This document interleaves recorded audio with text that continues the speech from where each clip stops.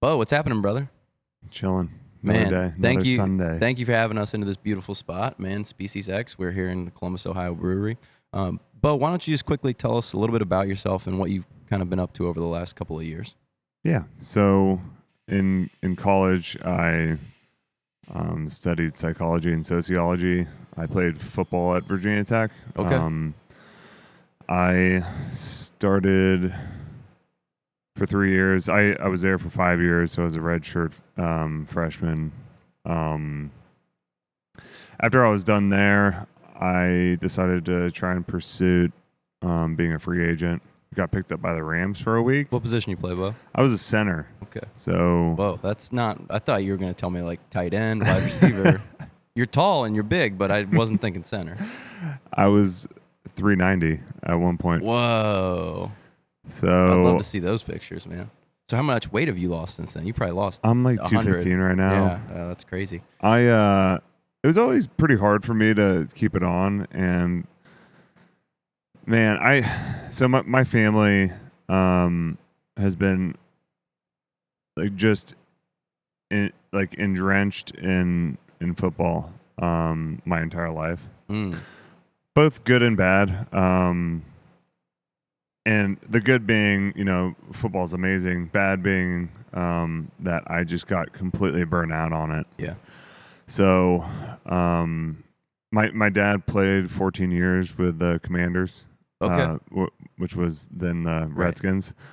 And, I really appreciate what he's done and really proud of his accomplishments. But when it got to the point for myself to move on from college football to the pros, my mind had just completely left. So left any passion that was left was gone by the time I walked onto the Rams training camp, which was in St. Louis at the time. So I was there for a week, and I was like, you know what, I'm over this. Like, my body feels horrible. I want to do something like I'm truly passionate about. So I think I was 22 or 23 at the time, and I immediately knew what I wanted to do.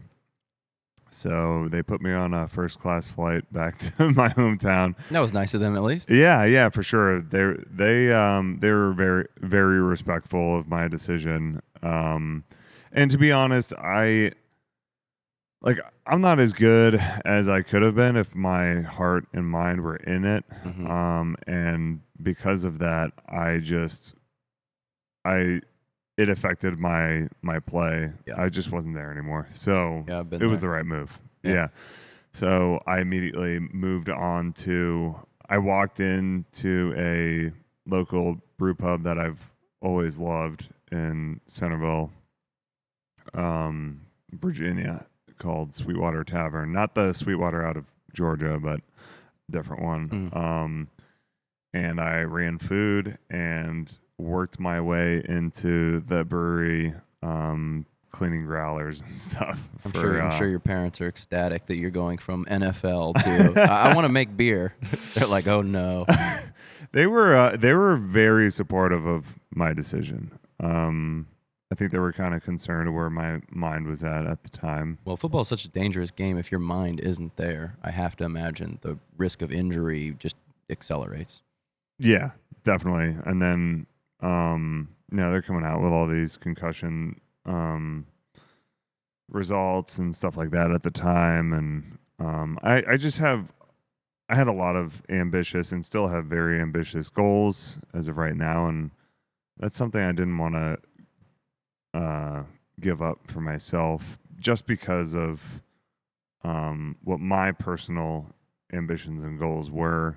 Not saying that, obviously people in the NFL and stuff have very ambitious goals because that's where their passion is, that's where their heart is. But as for me, I'd been playing my entire life. My family has as well, and I just got completely burnt out on it.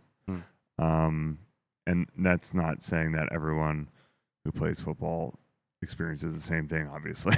Mm-hmm.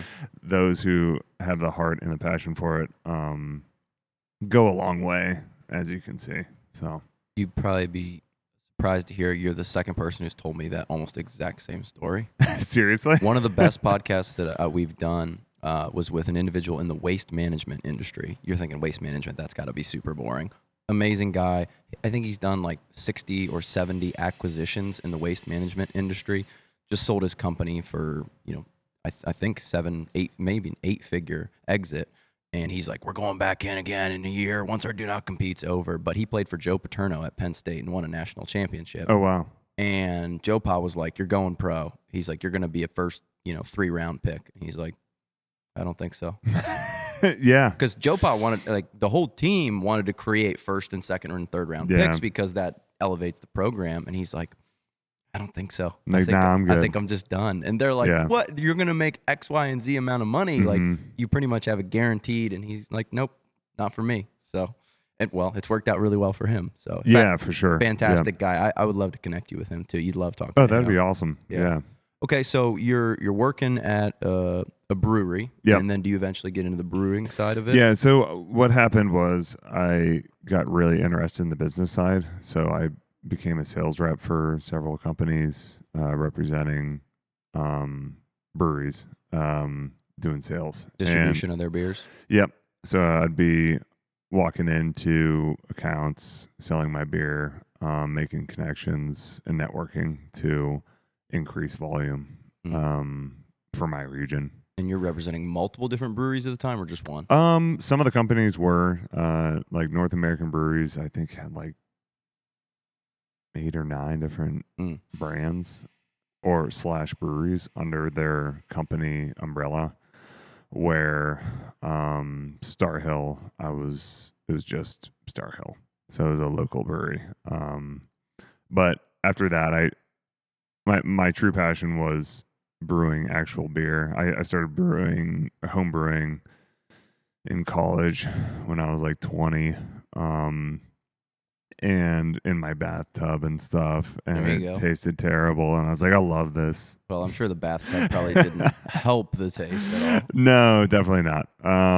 You but and your 3 football playing buddies are all showering there, and you're like, actually, guys, like, we gotta clean this out. I need to make a batch here. yeah, exactly. They're like, I ain't trying that, dude. I remember they would come back from like we used to go bowling, and they would come back, and I was all gloved up transferring a beer, and they're like, "Dude, what are you doing?" I'm like, "I have to do it. I'm sure those guys We need beer." liked beer, but not in the way that you did. No, definitely not. Yeah. My brother made a batch at the same time I did, and that's his claim to fame is that his beer was better than mine. Yeah, he started you, right? Yeah, I taught him everything he knows. Exactly. You know how it goes. Absolutely. So anyways, I did sales and marketing. And then after that side of things, I really wanted to get back into the nitty-gritty and start brewing beer myself. So I saw the opportunity over here in Columbus, Ohio, for an assistant brewer under Ryan Torres, who is now head brewer over at El Dorado Scioto Downs, called Brew Brothers. Okay. He's won several medals at Great American Beer Festival, which is one of the most prestigious I guess beer competitions is what you could call it. He makes amazing beer. I decided to move over here for that job as an assistant brewer because my girlfriend, who now my wife, girlfriend at the time, was living in Columbus, Ohio. So moved here for 2 years. After that, I wanted to just keep growing. So I picked up a lead brewing job over at Aslan in Virginia, back at my hometown. Paige, my wife, moved over there, or now my wife moved over there to accommodate that new job. And I was there for 2 years as a lead brewer, and they were looking to expand into a new spot, 20,000 square foot facility, full lab, everything. And I've always been interested in science, so I was like, "You guys are looking for like a head of lab, like a head lab tech." I was like, "I'm in. I'd love to throw my hat into the ring." So, Now, how would that differ from like a head brewer? a head lab tech does all QA QC. Okay. Quality control kind of thing. Yep. Yep. Quality assurance, quality control. Doing microbiology checks, so looking at plates at every process in the every step in the brewing process. Making sure everything's at spec during the brewing process. Making sure there's no abnormalities to affect, shelf stability or immediate sensory changes that were not within brand spec. I guess I've never really thought about that. I've been in a lot of different manufacturing facilities, and you will see that, especially with food manufacturing or supplement or pharmaceutical manufacturing. But every time I walk into a brewery, you don't see anybody in a white lab coat or any of that kind of equipment. I'm looking at yours behind you, and that's kind of not what I'm seeing. No. So I guess I never really kind of put all that together, that probably most breweries, if not every brewery, has some form of that. Yep. So, especially the bigger breweries. And just because, like, if you think about it, so here I have 3.5 barrels. And most of those beers are just being, all of those beers that I'm brewing are being sold in-house under complete control of me, always under temperature restrictions. Whereas if I were to distribute it, it would be sitting warm, and especially if it was, so beers here are, it's low volume, sold almost immediately under ideal conditions, and consumed immediately. Whereas if you're brewing 180 barrels, where they're at Aslan, there's a lot tighter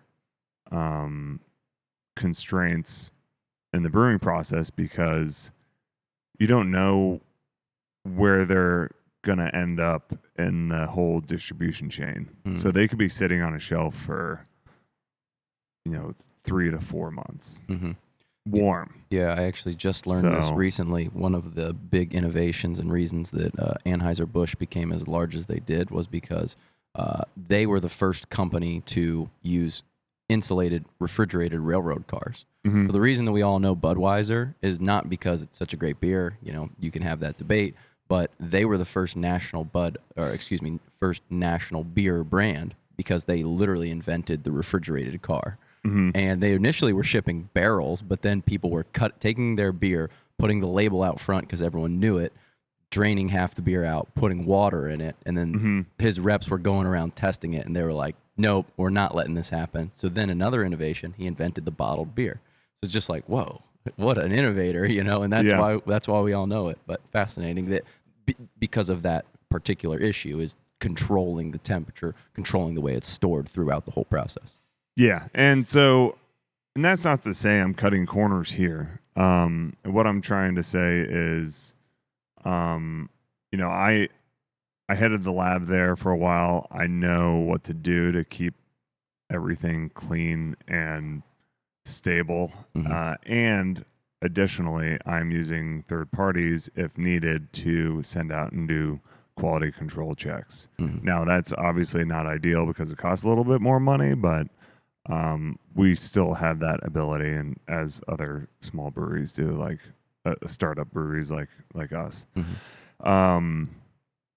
So I went up to Montreal for 2 weeks to study beer microbiology, helped build out the lab at Aslan, and they outfitted that thing amazingly. So I had a ton of amazing,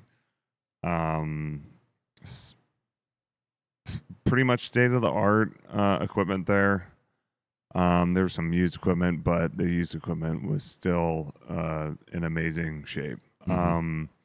So while I was there, I just became completely obsessed with microbiology in beer. I befriended um, a biotechnology person over there, and he kind of took me under his wing to show me some ins and outs of stuff to do like on my own. So I started getting into force mutation. I was able to do a successful transformation of our house yeast to fluoresce green and UV light. And that's pretty easy. They sell kits of that like online to do. It's pretty much shoving a plasmid into a cell wall of a yeast cell, and because of that, it'll drop out after several generations, but it's still fun to mess around with. I was doing some wild capture stuff, so I'd plate cultures. Longsword, which is in our triple IPA, was captured from a sourdough culture that we received from a Welsh family in Europe. So we'll do wild capture stuff, and then spore germination I've been wanting to do, haven't done it yet. Where you get dormant spores that are very hardy. I mean, they can last thousands of years. There's also the person who influenced the movie and books Jurassic Park. He claimed, and there was some papers backing it up, apparently, to revitalize a yeast spore from, I think it was 44 million years ago, that was stuck in an amber. So that story has always fascinated me. Like, this thing was literally around when T-Rex was around, like on T-Rex, and then they were, if this is true, they were able to revitalize this yeast again to start brewing beer with it. So he actually founded a company called Fossil Fuels Brewing. Okay. And I don't think people this was like way ahead of its time. I think, like, I don't think customers understood really how, like, what it was actually, you know what I mean? Like, how crazy is that? And it just never took off. They were just looking at the menu and going, I'll have the rocket launcher beer. Yeah, like, yeah. A fictitious name. So maybe this is a good time to interject and ask you, can you describe what actually happens and maybe just like a simplified version of how beer is brewed? Because I think I got an overview, but I don't know certainly the details as you do. Yeah, sure. So we start with mashing in. And what that does, we crush the grain first, and that exposes the endosperm. And there's also starches within the grain, so it exposes that to warm water. That would just be wheat, right? We use wheat grain, typical 2-row, which is not super high in protein. You can use 6-row as well, but which is also cheaper, but not a ton of breweries use 6-row unless you're making like malt liquor or something. But we like flaked oats, rye, all that stuff we'll use. But majority of it is barley, 2-row barley. Okay. And what in the malting process, they kind of trick the grain into start to growing a little bit. And then they like essentially kill it off. What that does is expose the it initiates the process of exposing the starches. Okay. So we mash in, and at a certain temperature, there's enzymes in there as well. There's alpha amylase and beta amylase beta glucanase, I believe, too, which I'm not going to get too much into. But those two major ones, the alpha amylase and the beta amylase, they will convert the starches to sugars. Okay. So, which yeast can eat. So what it does, we'll sit into the mash tun, mix it with this warm water around. It's anywhere in between 140 to 160 degrees. Let it sit for about an hour. Depending on your brewing size, if you're a 30-barrel brewer, it could be like you're mashing it in for like 45 minutes and you let it rest for 15 minutes. But after it rests for an hour, you get this like mixture of really sugary water called wort. And then you boil off it on top of each other to clear up the wort of any grain. And on the bottom of it is a giant like coffee filter. So after mashing in, you separate the sugary water or wort from the rest of the mash or the spent grain, and it goes to the kettle. And that takes about like an hour and a half. You boil that anywhere between 1 hour to, I don't know, some people do like a 24-hour boil, I guess, on barley wines. But typically it's between 1 hour and 90 minutes.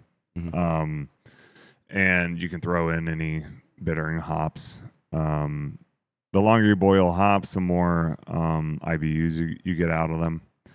But the longer you boil hops, the less aromatics and flavors you get from them as well. Okay. So some people will add their aroma and flavor hops towards the end of the boil.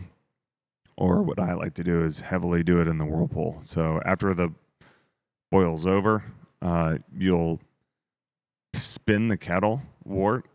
And what that does is it makes like a cone of all the debris. And during that process, you can also knock down the temperature to keep the volatiles in the hops. So you can knock it down to like 180, throw in any aromatic hops, and then that'll sit for like 30 minutes. Then you throw it through a heat exchanger to the fermenter to ferment for 1 to 2 weeks. So did I just catch that hops are not essential to the brewing process, or they are? To be considered beer by law, yes, it is. What would it be considered if you don't add hops? Like a malt beverage. I'm actually not sure. I have to double check on that. Well, I always hear about hops. But you were just saying hops, the aromatic, kind of side, that maybe a little bit of taste and flavor, but it was sort of sounding like the hops are not necessarily essential to make a alcoholic beverage. Correct. But without hops, which are a natural antibacterial. Oh, interesting. You all of a sudden have spoilage opportunity. But is it? And also it's for balance. So the malt obviously adds a little bit of sweetness from when the yeast doesn't fully attenuate or eat up all the sugar that's left. So you're going to have some sweetness. In order to balance out that sweetness, you need a little bit of bitterness. So that's where that comes from. Is it fair to say that the original brewers, in ancient Mesopotamia, were not using hops? That was just probably in a pot.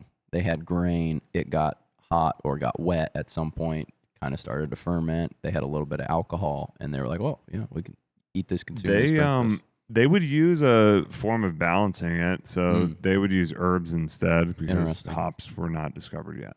So they used, gosh, I don't want to butcher any, they would use orange peel and some herb. I can't think of it. It's called myrtle something. Just different herbs to balance out the flavor. These were actually called gruit ales. So no hops were in them. Interesting. And they also had antimicrobial properties to them, in addition to adding a little bit of bitterness and spice to balance out the beverage. Yeah, I read this book, The Six Beverages That Changed the World, and the first one he talks about is beer, because apparently that was an enormously important piece of not only their economy, but also their like language and their numerical system. And he said that they found these ancient pieces of pottery tile, and there's maybe like 300 or so words that they could decipher, and there was like 30 different words that described beer. This one's a red beer. This one's a brown beer. This one's a strong beer. This one's a soft beer. They're like, this one's for kids, But it was actually an important part of their diet because they didn't consume a crazy amount of meat. They consumed it when they could, but it had, I think, B12 in it, which is one of the things that like vegans don't get naturally in their diet. It had B12 in it, so they would just drink it. Not to mention it was relatively sterile and safe for individuals, and it was low proof, I think, too. It wasn't nearly like 7, 8. Yeah, it's like 2% Exactly. or like 1.5 or something like that. Yeah, Drink it all day. It's no problem. No, yeah. I mean that same thing with the settlers over here. Yeah. It was the only thing that wouldn't spoil.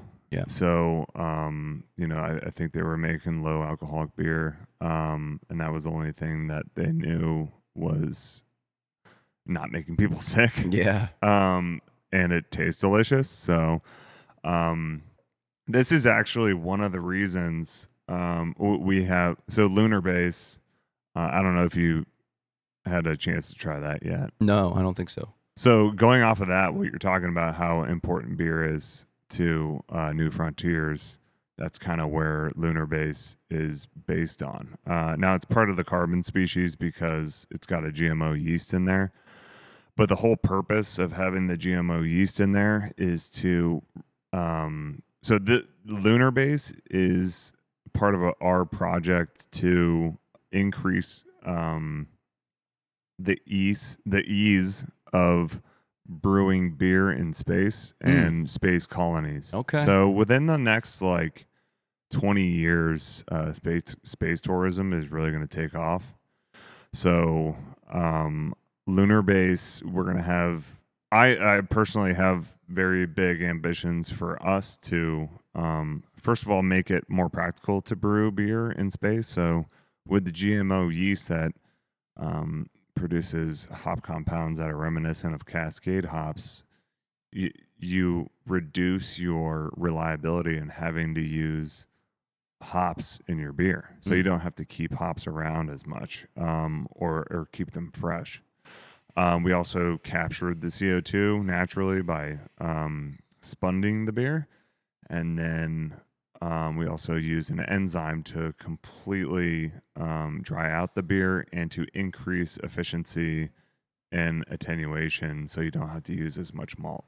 So all those things combined, it just, first of all, it reduces costs significantly. And second of all, that's going to be kind of our program to push brewing in space. Yeah, more practical. What could go wrong?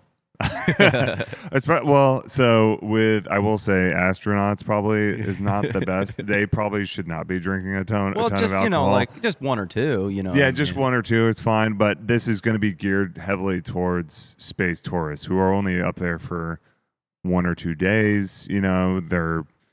They're coming up for a bit and then coming back down a couple days later. And if we know anything about people while they're traveling, they want to drink. They want to drink. Yeah. Okay, so did we finish out the brewing process? I think I sidetracked you a little bit with the hops discussion. All good. Yeah. So I haven't heard anything yet about yeast. Yeah. So we pitched the yeast. They're actually the main. Pitching it? Oh, it's sorry. It's like just dumping it in to the fermenter. Or hooking up a harvested vessel and pressurizing it, and it'll shoot it in to the tank as well. Okay. So one of those two. And what that does is the yeast will just start going to town on the sugars, budding off and making more yeast cells, and they will just start eating all the sugar in most of the sugar in the beer or the wort at the time. And yeast is And a bacteria? Is that it's correct? actually a eukaryotic cell. It's actually more aligned with humans than bacteria. So Interesting. it's a type of It's in the fungi. Is it kingdom? No, family. No, maybe it is kingdom. Anyways, they're a type of fungus. So Okay. yeast is. And that's the first injection of anything that's alive at that process? Like you've only broken down the sugars and things like that, but there's no bacteria in it yet, or there is? Yeah. So there shouldn't be. You'll see some CFUs or cell forming units on plates if you're plating it out, but nothing that could be detrimental to the beer. Mm-hmm. Also, when the yeast goes in, they have ability to fight. So what they do is they eat the sugar and they poop out alcohol Okay. and then fart out CO2. Sounds tasty, delightful. Thanks. Yeah. So they're in that process as well, they also bring down the pH, which bacteria have a really hard time to fighting against. Okay. As well as other human pathogenic yeast as well. So they just don't have the ability to combat them. They're just so well adapted in that environment. It's our best friend in that instance. Going back to what you were talking about, this is why beer has been so important for us as human beings. So, anyways, getting a little sidetracked again. So after it poops out alcohol and farts out all the CO2 it can get, it's floating around on these CO2 raft or like bubbles, so it can float around as it's farting around, and it exposes it to more sugar at the same time. So it covers more surface area while moving around the tank. After it gets full and stuffed, it'll drop down to the bottom of the tank. And then after some tests to make sure that it's completed attenuation, then we'll either harvest it or drop it out. Well, we'll cold crash it, which means we turn the temperature down to near freezing. And all the yeast falls to the bottom, all the hop debris or any there shouldn't be any grain in there, but any proteins in there floating around will drop to the bottom of the tank. And that's why those tanks have cones on the bottom. So it kind of collects at the cone and you can drop it out, and then you can add dry hops, or if you want to add any adjuncts prior to transfer. But it'll sit on dry hops for about 3 to 4 days, and then we'll transfer it to a bright tank which has a dished bottom, and from there it'll sit near freezing for at least 2 days, and while it carbonates. So we have a stone in there with really small holes in it, and we'll carbonate it for till it's at spec. How does it become carbonated? We have a carbonation stone that has really small holes in it, and it disperses the CO2 and dissolves it into the beer. So is that carbonation naturally occurring, or are you essentially like We're injecting it. doing? Yeah. Is that how all beer is done? Is it always? No, not all beers are. Because I know like champagne like naturally carbonates. Yeah. At least it's supposed to. Like especially like sour beer. I haven't even touched on sour beers yet, but mixed fermentation beers. Typically, people will add some dextrose or corn sugar right before bottling, and they'll cork it.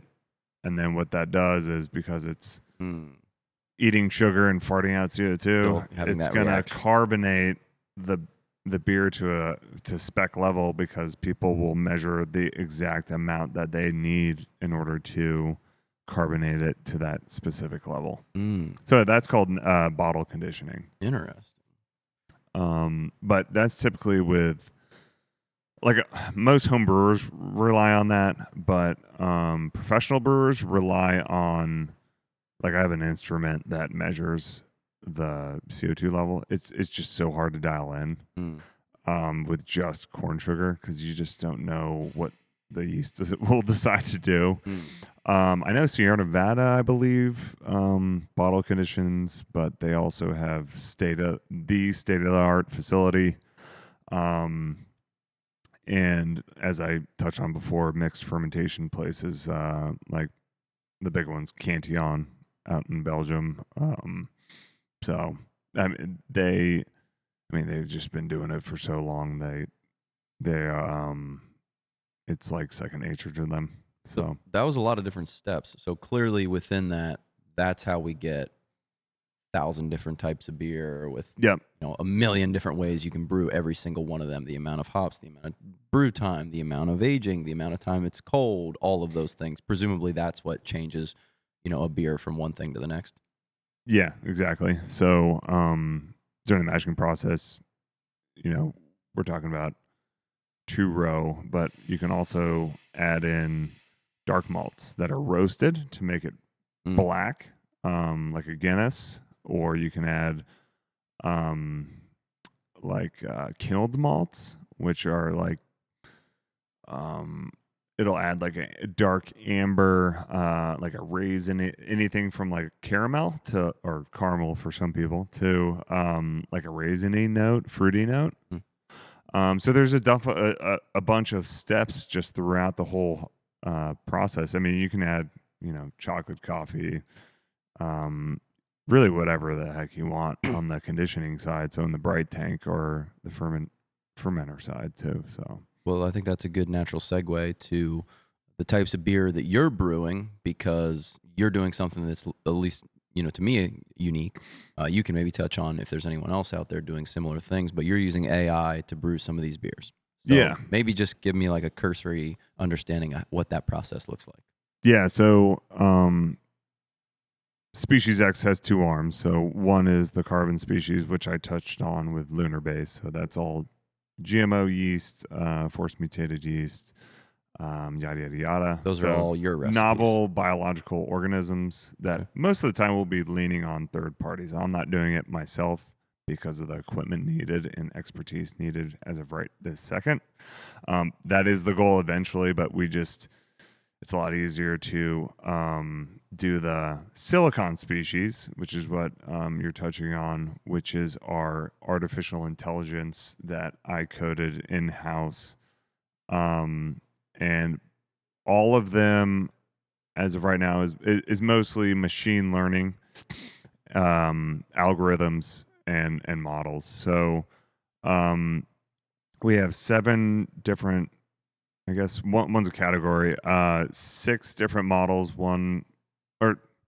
it's really 7 different models.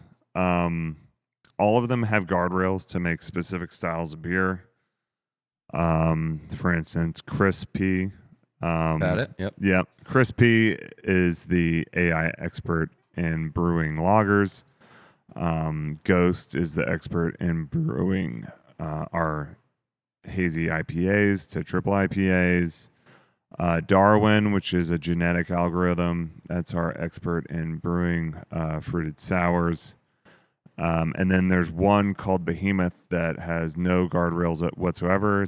I'll kind of dig into that in a second here. But so we have 7 different models. They're all trained on proprietary data. So this is all internal data. One of the models actually pulls an API from a large language model, such as ChatGPT or OpenAI, or Claude. But we've decided, and it's an agent, but we have decided to not use that model for beers, but for cocktails and food menu items. Interesting. So, and the reason behind that is there's a lot of copyright issues and stuff going on with ChatGPT and all these large language models for for training on copyrighted data. So it's a little bit of a gray area right now. We didn't want to step on anyone's toes as of right, until things are ironed out. Mm-hmm. So, anyways, that's kind of what the agents do is they go out and study material, put together a brand new recipe, and then iterate over and over again on each ingredient.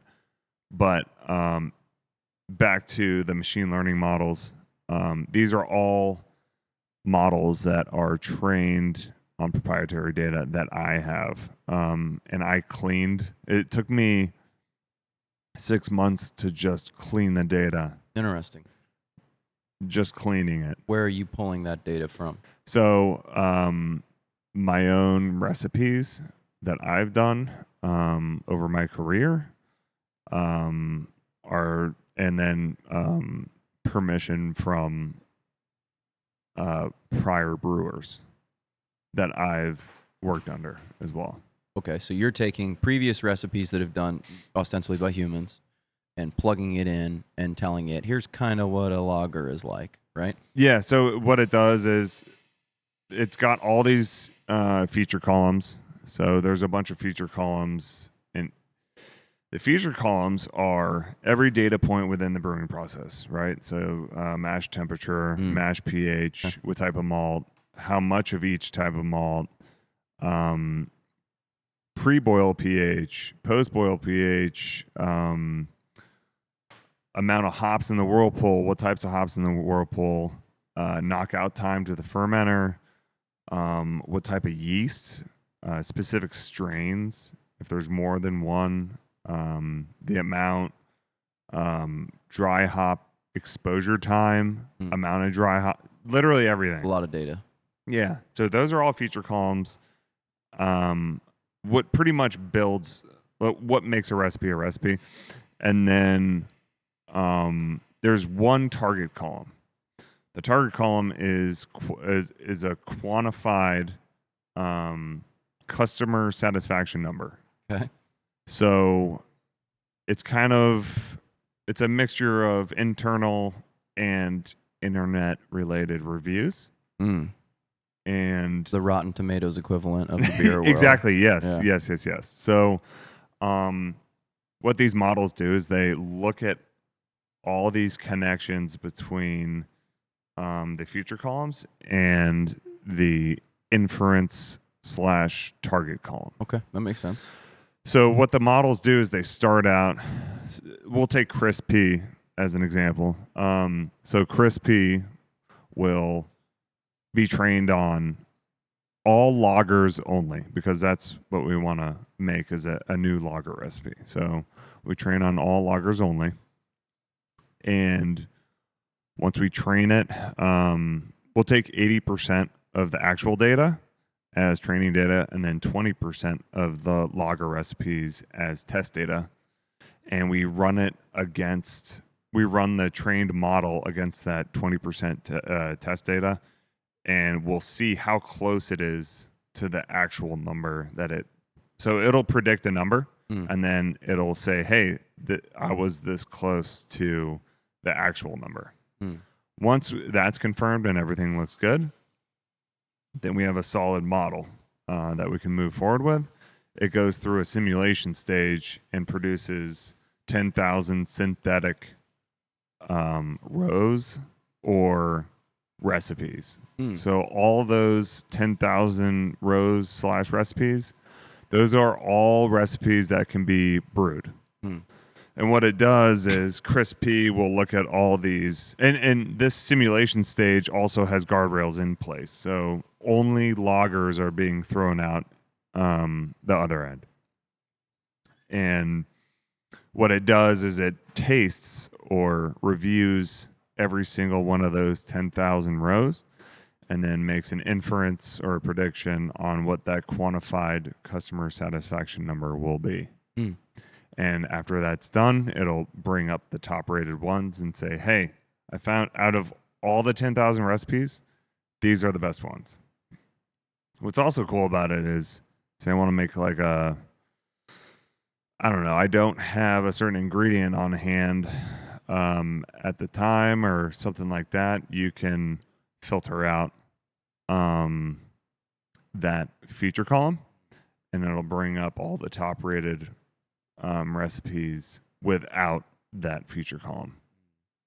So how often will you just say, all right, it says this is number one. This is predicted satisfaction highest. I'm just going to make it. And how many would you make out of that? Because you presumably have to make a couple and go, oh, which one did I like? Or do you just say, listen to the model, do number one? You can immediately tell. So like if something's off in the training data or the model is just not the hyper parameters aren't done correctly, you can tell that what's coming out the other end is, you can just look at it on paper and be like, okay, this isn't gonna work. We're gonna have to go back to square one. Do you ever just brew it anyways? Be like, it says this is going to work, but I don't think so. Yeah, we've done that, or I've done that before. The crispy recipe, actually, no, I think the Kronenborg one was the craziest one that I was very unsure about it. And I was like, well, I think it could work, so let's do it. And just for clarification, Kronenborg was I actually did a collaboration with a data scientist called his name's John Crone. He hosts a Super Data Science podcast, and we actually coded together on this one to make a multi-logger. And I was looking at it on paper. I'm like, wow, this is really bizarre, but I think it could work. So going back to your point, I guess there's been recipes that I've been on the fence with, but I have a kind of a feeling it could work. There's nothing that it'll just throw something at me and I blindly just buy the ingredients and brew it. There hasn't been I feel like I have to take some due diligence in making sure that the recipe is going to work out before brewing it. Well, these are also early iterations of these models. You're talking 5, 10, 15 years from now, you might just be like, the model pretty much knows what's going to work. Exactly. Yeah. And what'll happen is, after every one of these beers are brewed, the more and more updated and tuned in that these models will become. Will you feed back in sales data and tell them, hey, people are buying this product, they actually like it. People aren't buying your other product, maybe they don't like that thing. Or actually, so sales data hasn't been a part of it yet, but we've been discussing making custom models at some point for accounts if they're interested in sales data, possibly, but or we're trying to figure out where. Even if every customer or the customers that wanted to provide personal feedback on the beers that they tried, then there'd be more ongoing data just to kind of refine the process. Yeah, we're trying to. At some point, I would love to have our own app where people can just say, "Hey, this beer was awesome," or an internal review system, so that we get our customers' reviews rather than people who really like our product and what we're doing, because that's the people who were I'm trying to get the word right here. Our communities that we're in, we want to have reviews particularly from them, because we know that if they're happy, they're gonna they're gonna support our business. Yep. So that's why we would love to have like an internal app at some point, but yeah, we'll see. So you brew with AI. You have maybe about half your catalog that's using those, Yep. and then you have half the carbon side. Are those all recipes that are coming out of your head? Carbon species, we start with, I guess I start with a novel organism of choice. So, for instance, I'm looking at this. I just put together a recipe for Berkeley Yeast out in California. Makes a yeast that produces pineapple esters and flavors. Hmm. So I'll start out with an organism, a novel organism, and then built a recipe around it, depending on how I think it'll do in a beer style. So that's and then so I build the recipe around the novel organism, depending on where I think it could fit in. Do you see a sales difference yet in carbon versus silicon-based beers?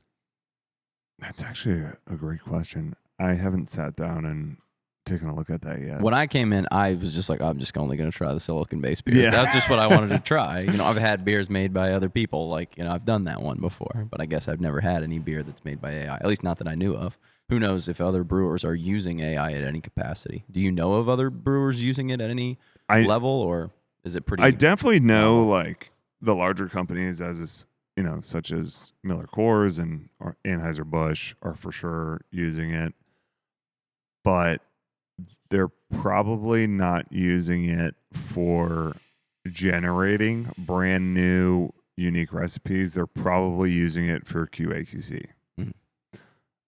Or obviously sales data and marketing data. You know what I mean? So they're using it more to tighten up the processes. Where yes, we're going to be doing that as well, but we're using it throughout, not just making the beer, but throughout to make the beer and to use throughout any brewing process and marketing process and pretty much everything. Yeah. I think it's so new that many businesses, it's almost like social media was like 10 years ago. You're like, I know I'm supposed to do it, but like I don't really know what to do or why to use it or how to use it. So people are just applying it to like whatever. Oh, this kind of makes sense. Yeah, let's try it, I think that is one mistake that some businesses can make, is that they see it and they're like, I want to implement it, but I don't know why I want to. I just want to, which can be, to be honest, more of a burden than to actually help your business out. Like, you can't just be like, I want AI to come, I want to start using it just because. Like, you need to have a certain goal with it. You know what I mean? Like, do you want to increase efficiency? Do you want to create something novel? Or are you just using it to use it, like, to throw on a brand so it's like a trigger word? You know what I mean? Right. It was like green. Oh, this is green, or like healthy. We had a guy on our podcast who he had a TikTok account that got really big because he would redesign food labels, Mm-hmm. and he was funny because he would be like, this term, it basically means nothing, like low sugar. He's like, that means nothing, or like high protein. He's like, that basically means nothing, or like snackable or things like that. He's like, these terms don't actually mean anything. You can just say them freely. So how did you decide to use AI in the brewing process? Because you obviously have a lot of brewing experience. You've done all this previously. As you just kind of mentioned, it was kind of a pain in the ass to get all that data and pull it together. And you don't necessarily know if this is even going to make better beer. So where does the idea come from? And then how do you continue to go, yes, I'm still going to do this. Yes, I'm still going to do this. I want to keep going. So this was, I think it was 2.5 years ago. And I can't remember if it was something came up on my feed one time. I can't remember if it was DALL-E. It was the first iteration of DALL-E, or which was DALL-E's mostly images, right? Yeah, it was like the very first iterations of like images from text. I don't know if it was that, or maybe it was OpenAI's GPT-3. Really, I think it was GPT-3 maybe released. Maybe it was before that. I can't exactly pinpoint. I don't know what spurred that, but what I did know is I've always wanted to code. I've always wanted an excuse to do that. And second of all, I just saw, I don't know. One day, like, it just popped in my head. I was like, there's got to be a way to use AI or machine learning in recipe generation. I have all this data. Like, there can't be a reason why not to. So it's funny. I actually I cleaned all. I was in the process of thinking about this and started cleaning some of the data. And I reached out to. This is when Species X just started. This is when I just got the idea, and I had the carbon species, which was the only thing going on with Species X at the time, and I was contract brewing over at Aslan, and I just got the idea, and I think I figured out where I wanted to go with it. I reached out to an AI company out in Europe, and I guess AI is really big in Europe. So touch base with them, and I gave them my idea. I was like, so I have this idea for brewing a beer with artificial intelligence. Like, just want to see, like, how we can move forward with this. And he's like, yeah, we can definitely do that. It'd be fun. And he was like, what's your budget? And I was like, I was thinking like $500 to like $1,000. Right. He's like, yeah, okay, so our projects start at $50,000. Yeah. And I was like, okay, well, looks like I'm doing this myself. Yeah, right. So I buckled down. I was like, you know what? I'm going to do this. So I bought a bunch of books on Python, started coding, learning that side of things, starting cleaning all my data, and then started to eventually I signed up for Ohio State online courses as well to study data analytics, which was really essential, not only for coding but also like basic statistics. Like, my whole mind like completely changed, like with how I viewed statistics and math. It went from like, man, math like sucks, I'm really bad at it, I hate it, to holy crap, like this stuff is so powerful. It's unbelievable. So once I got that in my mind, I became a much better student. It's crazy, like once you see how important something is to your goal, it flips your perspective on its head. So I went from hating math to absolutely being obsessed with it, reading research papers on it, all that stuff. Same way I was with genetic engineering, force mutation, all the other stuff, the wet lab side, I became obsessed with, on dry lab / mathematical side. So that really built a great foundation. Especially my favorite course that I took was with machine learning, which kind of wrapped up and summarized the whole class, which was you needed to know, you needed to have good Python skills or coding skills, data analytics, and machine learning skills as well. So kind of wrapped up the whole course. You went deep. You went deep. Yeah, I loved it. I'm still obsessed, and I still read research papers on it. Like I can't get enough of it. And I feel like it would be.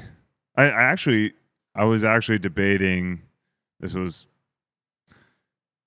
while I was taking it, these courses, and I was like, man, I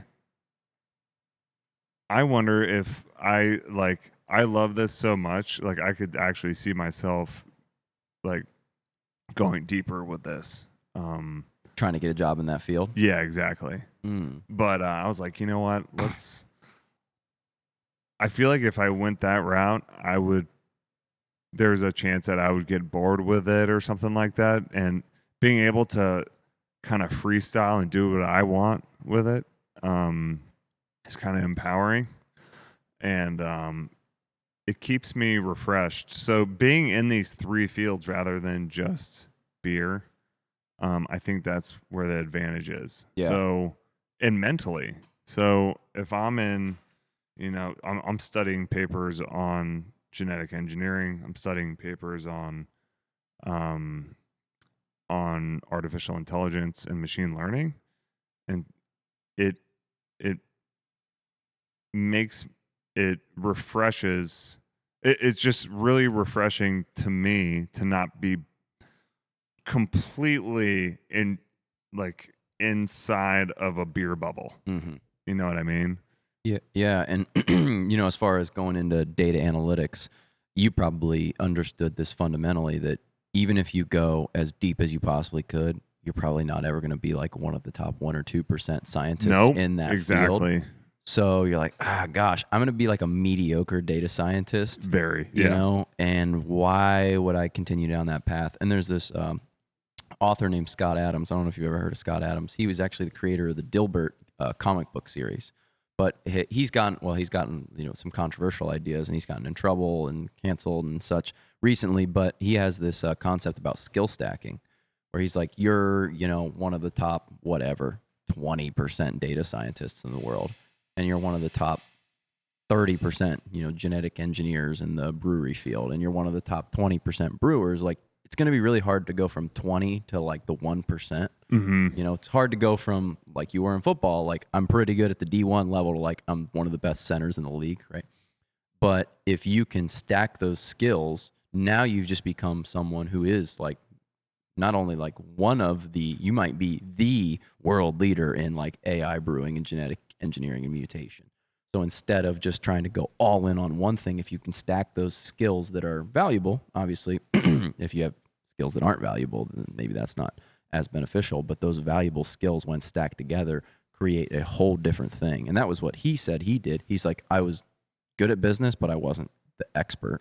He's like, I was funny, but I wasn't a comedian. And I was good at drawing, but I certainly wasn't an artist. But when I stacked all those things together, I popped out like one of the most successful comic strips in history, syndicated across hundreds of thousands of newspapers, and apparently, relatively lucrative when you're in that many newspapers.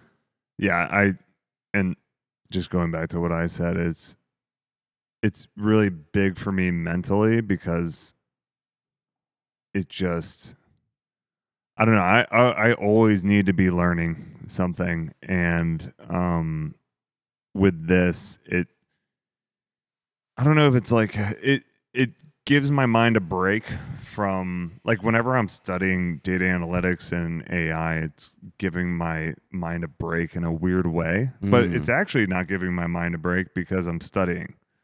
So like that's just how much fun I'm having when I'm learning about AI, ML, genetic engineering, and the wet lab stuff. Is it tricks my mind, I guess, into thinking I'm,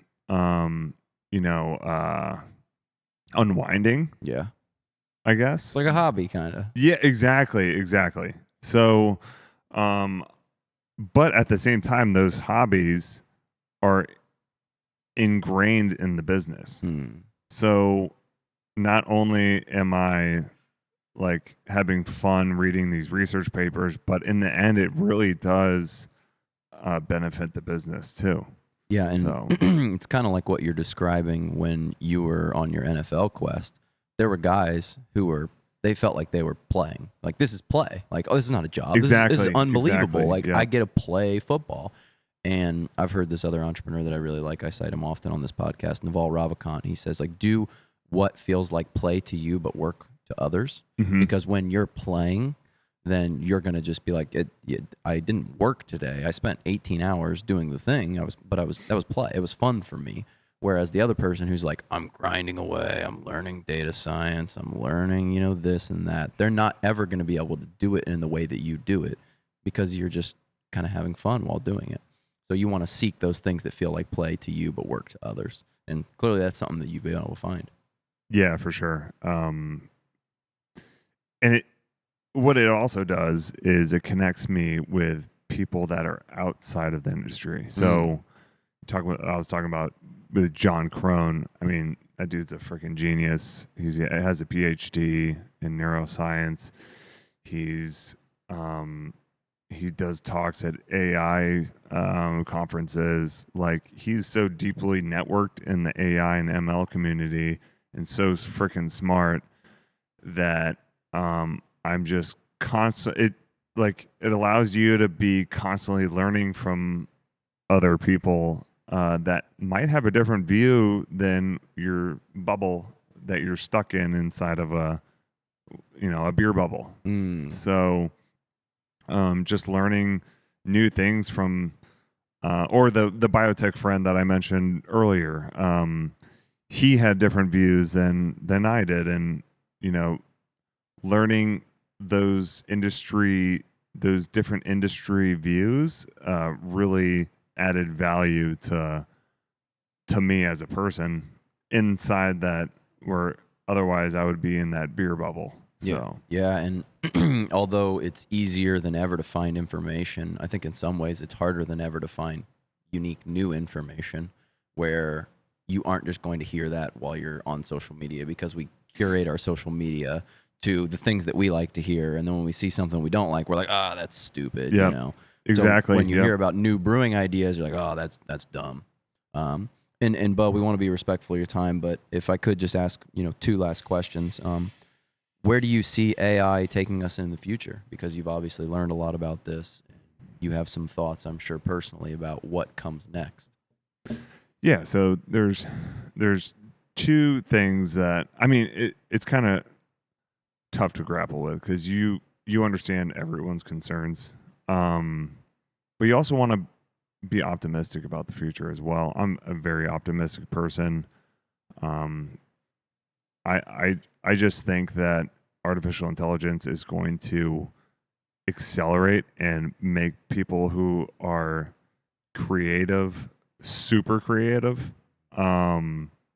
So if creative people know how to use artificial intelligence for their benefit, they're going to surpass everyone. Yeah. So, people are complaining that, artificial intelligence is going to take, some people's jobs and stuff like that. I understand that concern, but if you consider bringing AI or ML into your workflow, it's just going to amplify you as a person. Mm-hmm. It's not going to remove you as a person.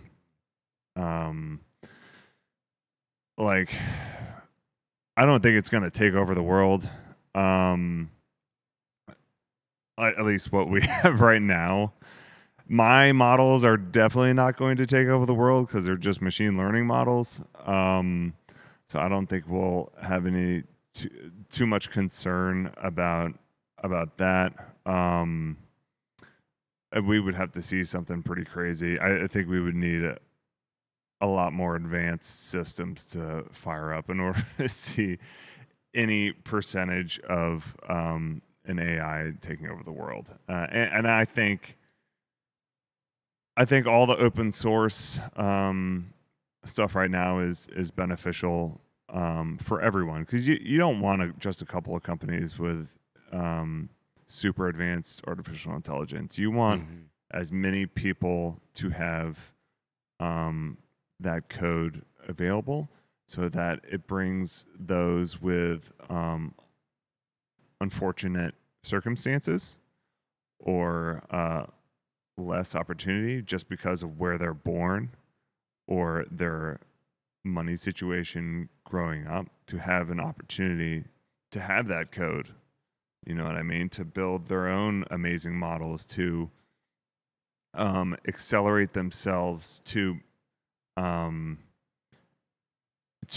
bring themselves up to the same level and level the playing field across people in general, regardless of where their regardless of demographics or anything. So yeah, I think that's where it could be very beneficial, where it levels the playing field. Yeah.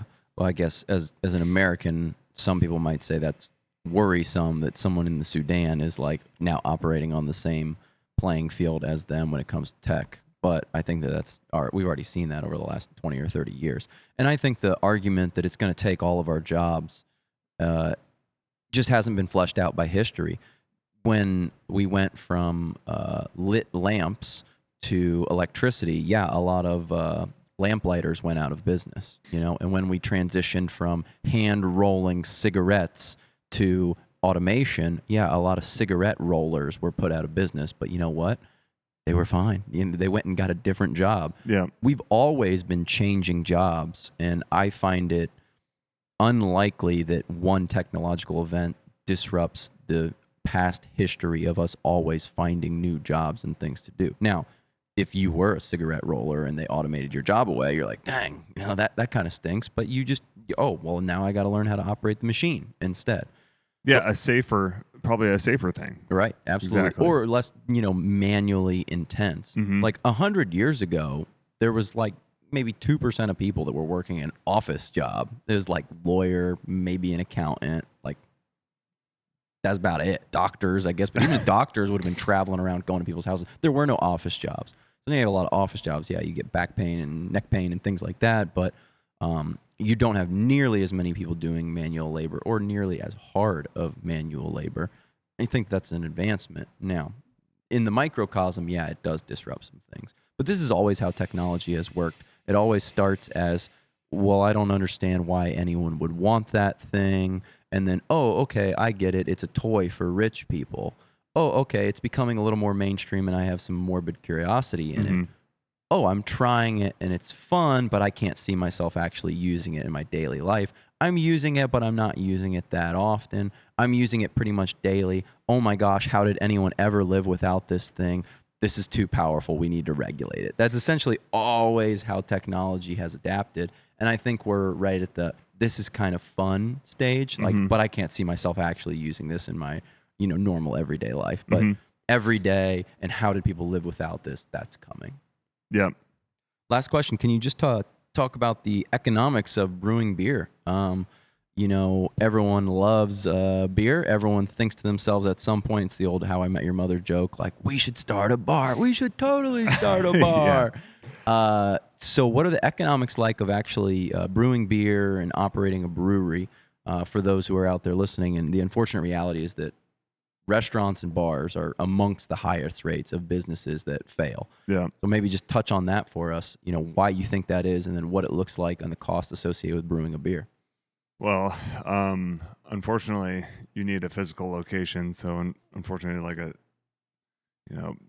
some tech jobs, you could start with a laptop. Can't do it behind a computer. Nope. So you need the equipment. The stainless is a lot of money. That's going to be your biggest upfront cost. You said 3.5. Is that what you said? Yeah, 3.5 barrel system. We actually bought this from our former tenants at a very reasonable price. But besides just the equipment, and usually equipment will cost you probably like $400,000 at like a 10-barrel system. How much beer can I make with a 10-barrel system? 20 party kegs, like full kegs. Per what period of time? Per batch. So Okay. if I brew one day, that'll end up brewing. All 10 of them running, or just one of them running? So we brew on the hot side once, and then that'll end up being, here it's 3.5 barrels, so it'll be 7 party kegs. Okay. They don't make full-size kegs full-size barrel kegs anymore. Too heavy. Because of all the people who broke their back. So we don't make full barrels anymore. So how many beers comprise a half keg then? There's 2.5. I'm trying to think of a pony keg is like 55 beers, I want to say. And then that would make, it's 55 times 3. It's like 100. Yeah, I try not to do public math. That's one of like the rules. I think it's like 170. Only or reason no. I'm asking is I want to know when I start my bar or brewery, how much equipment do I need to actually sustain my demand, and then at what point I'm like, oh, I gotta buy more of this equipment to Well- actually keep my brewery running and people drinking. Yeah, to get more equipment, probably when you fill up your fermenter and all your other fermenters are full, that's when you're probably like, okay, well, it's probably time to get another tank in here or something, especially if you're running out of beer on the taps. Mhm. Luckily, we have a alternating proprietorship with Aslan, so they fulfill our 4 flagship beers that are in cans. I see. So that alleviates a huge amount of labor and expenses with equipment costs up front. Mm. So, those 4 flagship beers Aslan is making, and then around that, I brew the pilot recipes around those. With the 3.5, I can just crank out a bunch of those and fill up the taps, Mm-hmm. which is what I've been doing. But like, what's good about, say you don't have enough money to buy like a $40,000 canning line that we have, which is super tiny, by the way, but it's $40,000. Yeah. You can at least do a financing option with it. Mm. So you don't have to do $40,000 immediately. You can split it up over time. Now, granted, you'll have to pay interest on it, but sometimes it's worth it. That's probably what most brewers are doing, both with canning and then with their actual kettles and everything associated with it. They're financing it out. But obviously, you and I both know the money comes due. You got to get people in the door. You got to get people buying the beer. You got to make a profit on those beers. Exactly. So, you can start financing up front, and then once you open and you have money, then you can finally start maybe paying off more and more of that debt. So, is it fair to say that when you pour a beer, there's not a ton of cost associated with that actual beer, or am I kind of mistaking that? You buy a whatever, I don't know, $5 beer off the tap.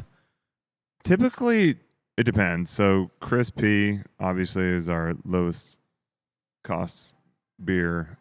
Lunar Base is also really low cost, just because of what I was talking about before. Mm-hmm. But I mean, I don't know. It depends on the beer, I should say. Yeah. Because I know restaurants, some things are extremely tight margin, some things are good. You always hear that alcohol is the better margin of a restaurant. Sometimes that's what keeps them in business. Mm-hmm. I'm just kind of trying to think about, well, how many beers do I need to actually sell? What's my cost of operation? You have a lot of beautiful lights in here; those aren't free. You have staff. Another thing, you always have to constantly be staffed. Absolutely, yeah. You always have to make sure. I mean, you have to have payroll ready to go. I mean, the food helps too. Like yesterday, it was the first time we had more food sales than draft sales at lunchtime yesterday. Interesting. Which was awesome. Yeah. First of all, the chef is kicking ass, and second of all, I think it just shows that it's really hard to be a brewery nowadays with just beer. You need to have more dimensions. You have to have, in my opinion, you have to have everything. You have to have liquor, you have to have wine, you have to have obviously the beer, but also food as well. Atmosphere, everything. Everything. These people have a lot of choices. They can go to I don't want a beer. All right, we can just go to a restaurant. Why do we need to go to the brewery?